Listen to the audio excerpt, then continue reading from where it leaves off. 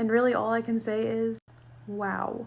There is so much rich cultural history that has happened in North America and Mexico. And really there's still so much more to uncover.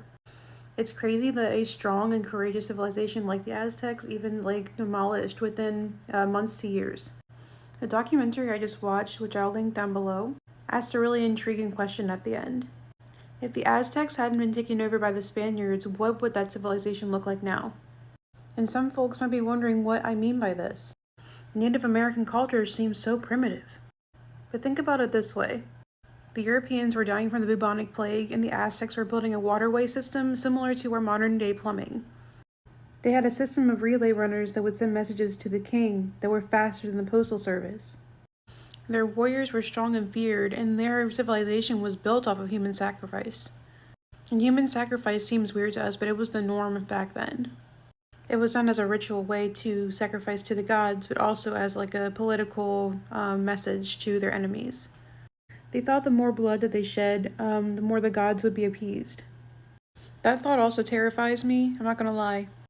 But I still find it fascinating that they were so advanced for what the time was, and that the other side of the world was still kind of like in this like state where they're fighting with illnesses, and they're maybe similar but not as advanced as this civilization was.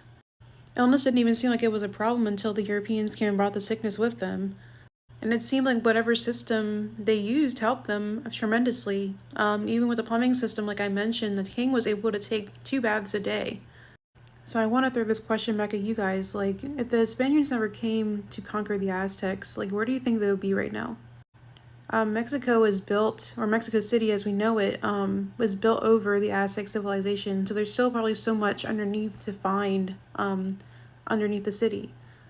But if they had carried on with their lives and done their usual things, which, like, besides the fact of the human sacrifices, they lived pretty normal lives as, like, peasant people. They weren't even, like, really that bad off, honestly.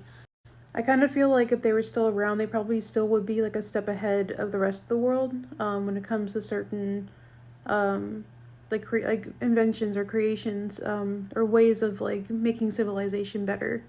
It makes you wonder, like, would they still keep the aspect of human sacrifice, because it was such an important part of their culture. And I kind of wonder, like, is it because of the human sacrifice that they felt that they knew more? Maybe the gods gave them more information somehow. And, like, you know, how close they were in the thought process of, like, believing in their gods and, like, believing that they had to sacrifice all this blood. It makes me wonder, were these gods even real?